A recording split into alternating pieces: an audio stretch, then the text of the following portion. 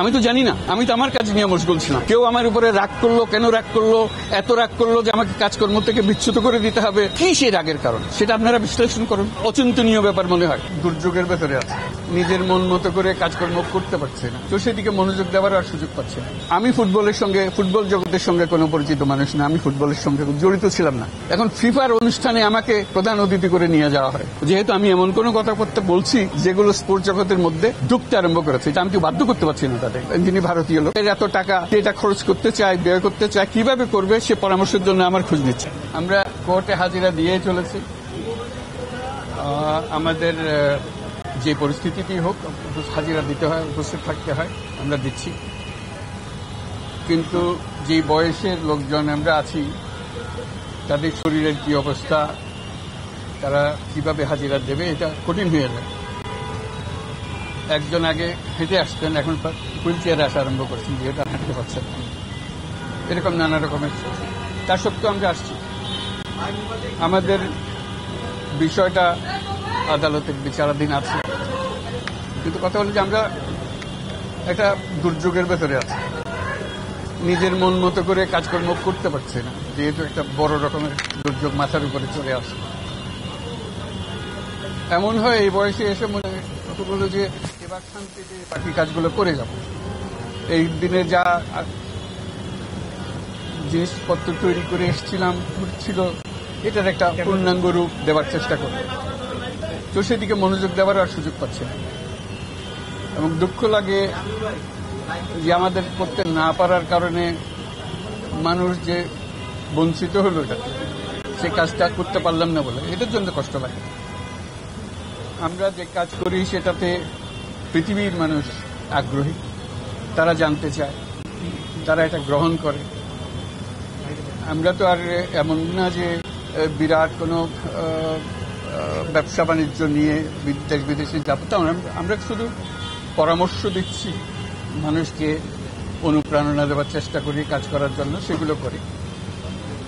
আমার কাছে ভালো লাগে, সে অনুপ্রেরণাতে অনেক মানুষ সাড়া দেয়, সাধারণ মানুষ সাড়া দেয়, তরুণরা সাড়া দিচ্ছে, বিশ্ববিদ্যালয়ের সময় তরুণরা সাড়া দেয়, ছোট ব্যবসায়ী সাড়া দেয়, দুনিয়ার বড় বড় ঝানু ব্যবসায়ী, বহু ধনী ব্যক্তি, যে সমস্ত কথা বলেছি তার আঙ্গিকে। কাজে এটাও তো গর্ব করার একটা জিনিস। আমার ব্যক্তিগত গর্বের কথা ছেড়ে দিলাম, এটা বড়াই করার বিষয় না, কিন্তু কথা হলো যে বাংলাদেশের একটা আইডিয়া প্যারিসের মতো জায়গায়, এত জ্ঞানী গুণীর যে শহর দেশ, সেখানে তারা আমার ধারণাকে নিয়ে একটা বড় অলিম্পিক তৈরি করতে যাচ্ছে। এটাও মনে রাখার বিষয় যে প্যারিসে যে অলিম্পিকটা হচ্ছে সেটা 100 বছর পরে প্যারিসে হচ্ছে। তাদের উৎসবের সীমা নেই যে 100 বছর পরে অলিম্পিক আমাদের কাছে ফিরে আসছে। সেই 100 বছর পরে ফিরে আসা অলিম্পিককে, সে ধারণাগত কাঠামোগত জিনিসটা আসছে বাংলাদেশ থেকে। এটা একটা মহাসম্মানের ব্যাপার, এবং আগামীতে কিভাবে হবে সেটা আপনারা দেখবেন। তা আমাকে স্পোর্টস জগতের মধ্যে আস্তে আস্তে টেনে ফেলছে। আমি স্পোর্টসের মানুষ না, কোনোদিন স্পোর্টস নিয়ে কোনো কাজ করি নাই, কিন্তু এখন আমার স্পোর্টসের ভেতরে টানতেছে। আপনারা টোকিও অলিম্পিকে খেয়াল করেছেন, সেখানে আমাকে অলিম্পিক জগতের, স্পোর্টস জগতের সবচেয়ে বড় যে সম্মান অলিম্পিক লরেল, সেটা আমাকে দিয়েছে। এবং সারা দুনিয়ার মানুষ, কোটি কোটি মানুষ তার উদ্বোধনী অনুষ্ঠানে সেটা দেখেছে, তারা আমাকে সম্মান দিচ্ছে, আমি সেই সম্মাননা গ্রহণ করছি। এর ফলে এই জগতের সঙ্গে আমার আরেকটা পরিচয় হয়ে গেল। অলিম্পিক লরেল এ পর্যন্ত মাত্র 2বার দেওয়া হয়েছে, আমাকে একবার দেওয়া হয়েছে, আর প্রথমে আরেকজনকে দেওয়া হয়েছে, আর দেওয়া হয়নি। ভবিষ্যতে কিভাবে দেওয়া হবে সেটার জন্য একটা সিলেকশন কমিটি তৈরি হয়েছে। আমি অবাক করলাম যে আমাকে সেই সিলেকশন কমিটির সদস্য করা হয়েছে। এটা একটা মহাসম্মান যে আমরা বসে ঠিক করব, আমি সেই কমিটিতে বসে ঠিক করব পৃথিবীর সবচেয়ে বড় সম্মাননা স্পোর্টস জগতের সেটা কে পাবে। এটা আমার একার সম্মান না, এটা আমার দেশের সম্মান। দেশের কথার উল্লেখ করতে হবে যে বাংলাদেশের সন্তান এখানে এসছে, এটা যাচ্ছে। আমি ফুটবল জগতের সঙ্গে কোনো পরিচিত মানুষ না, আমি ফুটবলের সঙ্গে জড়িত ছিলাম না। এখন ফিফার অনুষ্ঠানে আমাকে প্রধান অতিথি করে নিয়ে যাওয়া হয়, যেহেতু আমি এমন কোনো কথাবার্তা বলছি যেগুলো স্পোর্টস জগতের মধ্যে ঢুকতে আরম্ভ করেছে, এটা আমি কি বাধ্য করতে পারছি না তাদেরকে। তারা স্বাগত জানাচ্ছে, নিয়ে যাচ্ছে, আমাকে করে যাচ্ছে, এবং এখন ক্রীড়া জগতের বিভিন্ন জায়গাতে সেটা প্রতিফলিত হচ্ছে।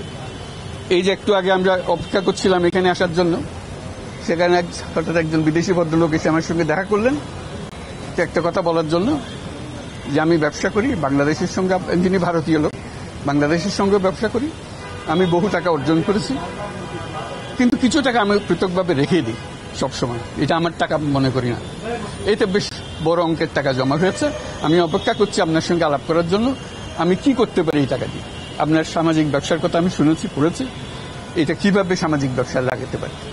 এই লোককে তো আমি চিনি না, এই লোকের এত টাকা সেটা খরচ করতে চায়, ব্যয় করতে চায়, কিভাবে করবে সে পরামর্শের জন্য আমার খোঁজ নিচ্ছে। আমার অফিসে যাওয়ার কথা ছিল, সে বলছে যে আমি এখানে এসে দেখা করছি, এটাই আমার জন্য যথেষ্ট, আমি সময় পেলে আবার আপনার সময় দিলে আমি আবার করব। এই যে মানুষকে, তরুণকে উদ্বুদ্ধ করা, মানুষকে উদ্বুদ্ধ করে, ব্যবসায়ীকে উদ্বুদ্ধ করা, আমি তো জানি না, আমি তো আমার কাজ নিয়ে মশগুল ছিলাম। কেউ আমার উপরে রাগ করলো, কেন রাগ করলো, এত রাগ করলো যে আমাকে কাজকর্ম থেকে বিচ্যুত করে দিতে হবে, আমাকে গ্রামীণ ব্যাংক থেকে সরিয়ে দিতে হবে, ইত্যাদি ইত্যাদি। কি সে রাগের কারণ সেটা আপনারা বিশ্লেষণ করুন। আমার কাছে তো একবারে অচিন্তনীয় ব্যাপার মনে হয়।